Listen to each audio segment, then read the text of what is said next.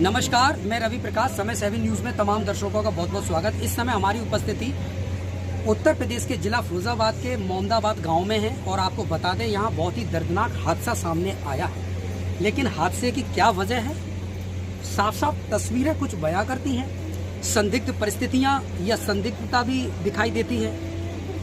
Police को जब सूचना मिली 112 पर, तो यहाँ के जो परिजन हैं, यानी कि मैं कहूँ तो ब्रह्म ऋषि जी के जो बेटे हैं मुनिंदर जी ने रात 2:41 पर वो कॉल करते हैं और बताते हैं कि मेरे घर के बगल में एक ट्यूबवेल है जहाँ मेरे पिताजी हर रोज की तरह सोया करते थे, लेकिन अज्ञात कारणों की वजह से, आग लगने की वजह से उनका पूरा शरीर जल गया और जलने के बाद ही उनकी जो मृत्यु तत्काल उसी घटना स्थल पर ही हो गई। और वहाँ कुछ बॉडी पर ऐसे चिन्ह हैं, वो चिन्ह दर्शाते हैं कुछ शक पर। तो उन शक की जो उसका बुनियादी जो ढांचा है वो तो जांच का विषय है। पुलिस किस तरीके से जांच करेगी, ये पुलिस के लिए भी एक चुनौतीपूर्ण कार्य होगा।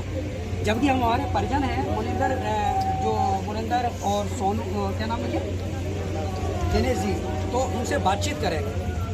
तो मैं आपको ये भी बताना चाहूँगा, ये है आपका भवन, इसमें हर रोज की तरह से सोया करते थे, लेकिन कल रात 2:41 पर वो घटना घटती है जिसका आश्चर्य कुछ ऐसा ही होता है, सोचने पर मजबूर।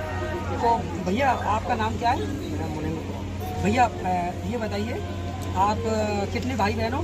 थोड़ा पास में। अच्छा, 6 भाई बहन हो। तो लड़कियां कितनी हैं? 4 बीवियां बड़ी, 2 भाई। सबकी शादी हो गई? अच्छा, ये बताइए कि कल की जो घटना होती है, कल की जो घटना है, उस घटना पर आपका क्या कहना है? क्या चाहते हैं कि न्याय मिले?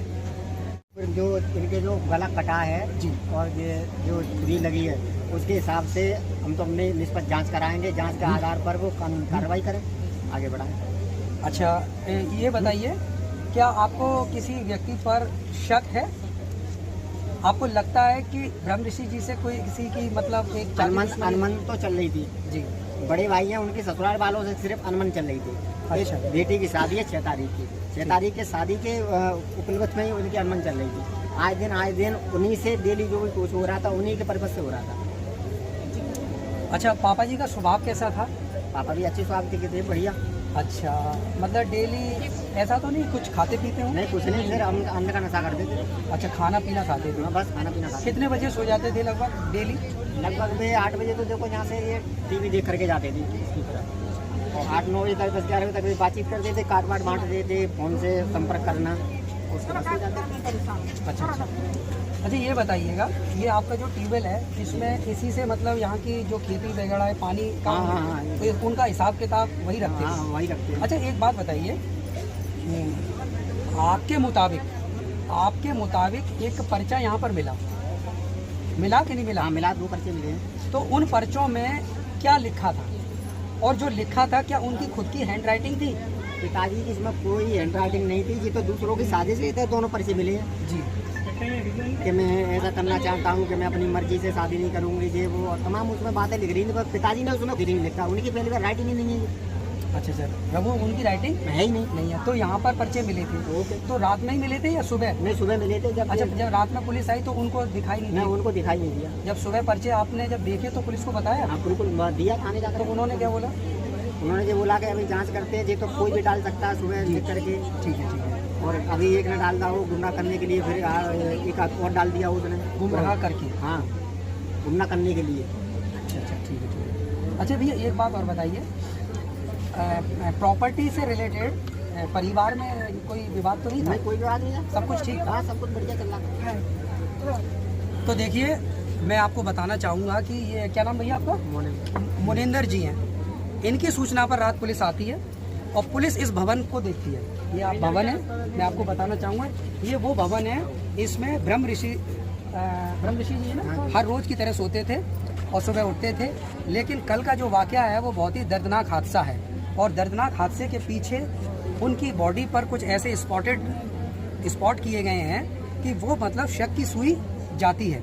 लेकिन सबसे बड़ी बात, शक की सुई जाना भी स्वाभाविक इसलिए साबित हो जाता है कि सुबह जब ये उठते हैं तो वो पर्चे दिखाई देते हैं। तो पर्चा दिखाई देना और गर्दन पे वो निशान लगना या गर्दन पे निशान ना लगना और पर्चा दिखाई देना, ये सारी बातें ब्रह्म ऋषि के लिए ठीक नहीं है। वो कहीं ना कहीं इस बात के लिए मजबूर करती हैं, जांच के लिए मजबूर करती हैं। परिवार भी बहुत सदमे में है और यहाँ के जो लोग हैं, हमने उनसे जानकारी की कि ब्रह्म ऋषि बहुत ही शिष्ट व्यक्ति थे और यहाँ पर बाबा साहब की मूर्ति है, वहाँ पर बुद्ध भगवान की प्रतिमा को भी उन्होंने स्थापित कराने में अपना सहयोग दिया और बौद्धिस्ट थे और खाते पीते कुछ नहीं थे और शाकाहारी थे। और यहाँ पर और मैं बताना चाहूँगा, ये घर है, ये आप घर देख लीजिए और इस घर के बगल में मात्र 12 फुट की एक गली है, इसमें उनका ट्यूबवेल है। तो ये दोनों ही पास पास में है।